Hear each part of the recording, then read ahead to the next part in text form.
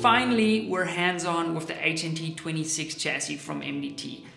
I've been pumped about this chassis pretty much since I learned about it. Now, a little bit of BTS behind the scenes info here for you guys is often when I work with companies such as MDT, we're sort of brought in on the development process of a project way before it's public knowledge. So my anticipation for the HNT26 has been pretty much a 10 out of 10 for like a year. Okay, and to finally have it here in the studio and have hands-on with it and see little details and things and how they pulled certain things off, it's super cool for me. So yeah, in today's video, I'm gonna take you guys through sort of the features on the HNT and the configuration that I chose to spec mine out is.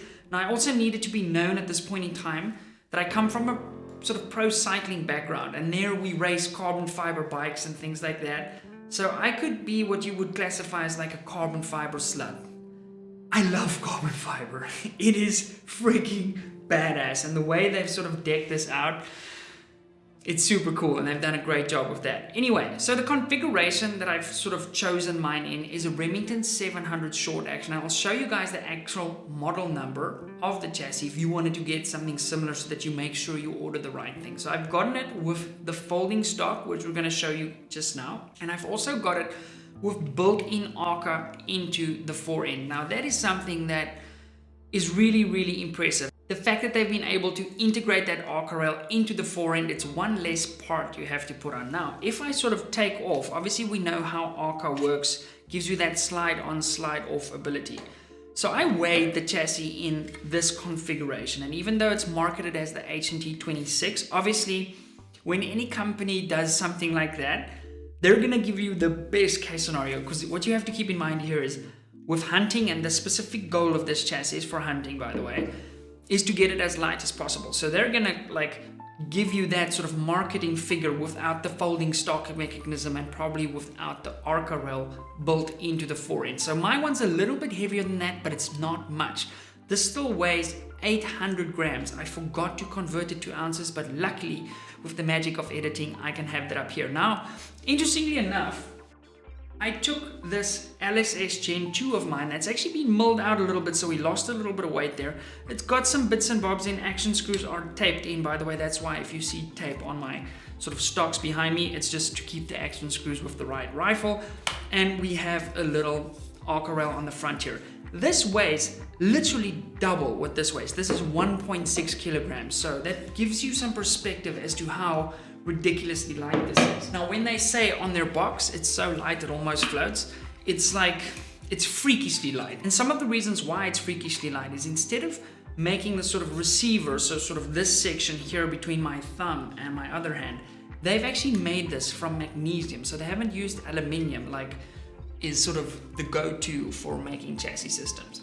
I really love the fact that they've done sort of the grip in carbon fiber too, and they've even gone as far as putting some texture in that grip, which is a really, really nice touch.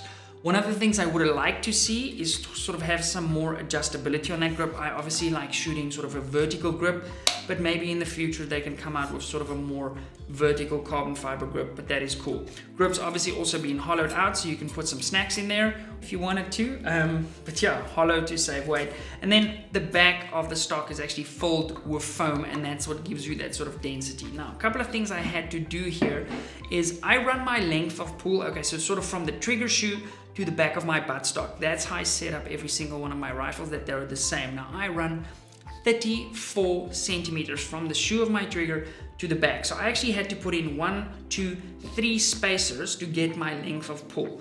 Now when you use the spacer system, what's quite cool is they give you the 2 extra longer screws that you would need. Once you sort of go past 2 spacers, you start needing the longer screw.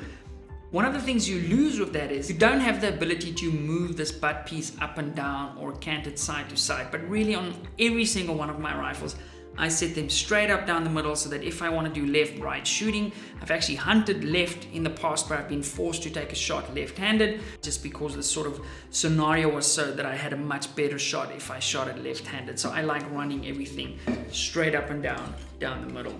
Okay, folding mechanism is here. Obviously with our buttstock being closed as it is, it doesn't have giant holes like we have, for example, here on the ACC or there on the ESS. With the buttstock being closed, keep in mind when the rifle, the barrel action is here, and the reason I've made this video with no barrel action in, well, there's a couple of reasons, but the first one is if there's no firearm in this chassis, then perhaps YouTube won't demonetize my video and basically shadow ban it. So YouTube person, there's no firearms in this video, neither are there on the wall, FYI. So, pushing in this button, the buttstock's gonna fold away from the bolt, okay?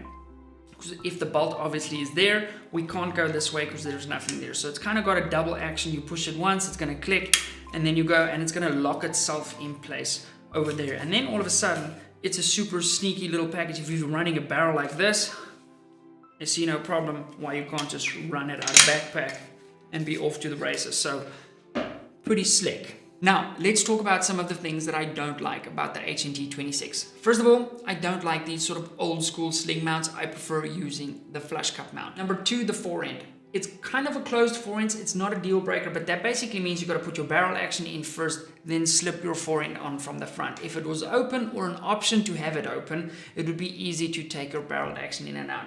Guess that's not the end of the world because you probably won't be taking a barrel action in and out as much as I do because I swap rifles back and forth between chassis. Number 3 is the built-in arc rail. What I really like it, so it's probably going to be sort of in our plus column 2. I don't know how it's going to wear over time. You know, if you're going on and off with your bipod a million times, or you're sort of moving your rifle, or you're bumping your bipod, because of the nature of that sort of ARCA interface, while they've done a really good job of having the corners round and really strong, carbon fiber is ridiculously strong, so don't underestimate that. It'll remain to be seen how this will sort of wear over time. While absolutely not a deal breaker, a vertical grip would have been nice. You know, I sort of have that sort of straight up shooting style that's really comfortable for me, and I kind of want to repeat what I'm doing on the competition side when it comes to hunting. So that would have been a really nice option to have. So lastly is probably the price. In this configuration with the built-in ARCA and the folding mechanism, it's 39,900 Rand. That's the recommended retail price, or about 1,550 Canadian dollars. It is an expensive piece of kit, but again, super expensive and labor-intensive processes are used to work with carbon fiber, and obviously magnesium is expensive. So keep that in mind. So what are some of the things I like about the HNT26? First of all, I think it's sort of a step in a new direction for MDT to sort of enter that hunting market. And I think overall, the hunting market is so much bigger than our little niche competition market. So it's really cool to see them sort of step into that part of the game. Secondly, are these new sort of soft neoprene cheek pieces. While you can buy these and upgrade them or to at least something similar on your ESS or something like that, and I've actually have a few of them on my rifles at the back. This is super soft on the skin and it's really comfortable, so I really like that. Just now I moaned about the sling mounts. There are plenty of QD sling mount options available all over the HNT. I'm really liking this sort of new mag release look that they've got going here. It looks really slick. I did peek inside, and if you've ever taken one of these mag releases off to Cerakote chassis, you know what a nightmare it is to put that pin back with the spring that retains it. Sad news. It's the same pin, but I won't be painting this. You do get it in sort of a cobalt green color, which is a nice alternative, but for me, I definitely wanted to go with the black. I've always been a sucker for small little details, and the subtle sort of MDT branding that they've done on this grip just looks absolutely class. As I said, for me, the built-in Arca rail is probably going to go on both sides. I do think it'll wear a bit better than I sort of anticipated to wear. Time will tell, so probably a little bit harsh for me to put it in sort of a negative side too, if I have no idea how it's going to wear over time. But I love the fact that I don't have to bolt an additional piece of hardware onto my rifle. The other thing that's really cool about that is the sort of more conventional aluminium Arca rails, they do cut into your back. You know, if you're slinging your rifle like this, you feel any little sharp edge, you do feel on the skin, and that's something else they've done here. There aren't real sharp edges like crazy barricade stops and stuff like that, so it should carry really nicely. As always, the MDT unboxing experience has been great. I take my hat off to them for always pushing the envelope with sort of, I'm pointing there because the box is over there, but like always doing what they can to make the experience good for us as the end user, you know. And then sort of, you know, we do the same thing with our company APW. The amount of money you have to invest with packaging and high density foam and laser cutting the things, and the amount of space that takes up in a warehouse is unfathomable. So while it adds nothing to sort of the final product, I do think it is really awesome. Guys, so I hope you enjoyed this overview of the HNT26. I'm certainly gonna shoot a lot with this, so stand by for that. If you want to see that going forward, make sure you're subscribed. I've booked some incredible hunts for next year, and I can't wait to take you guys with on that journey. So if you want to see that, make sure you're subscribed. For our sort of American friends, viewers, I know you guys are in the midst of your hunting season there. I hope you have a successful hunt and that you come home to your families safely. Please tag us in your pictures on Instagram. We love seeing what's going on there. Thanks to MDT for giving us this HNT26 to review. I'm certainly excited to put some rounds downrange now that we have a new shooting range. So stay tuned for that, and I'll see you guys in the next video. Bye.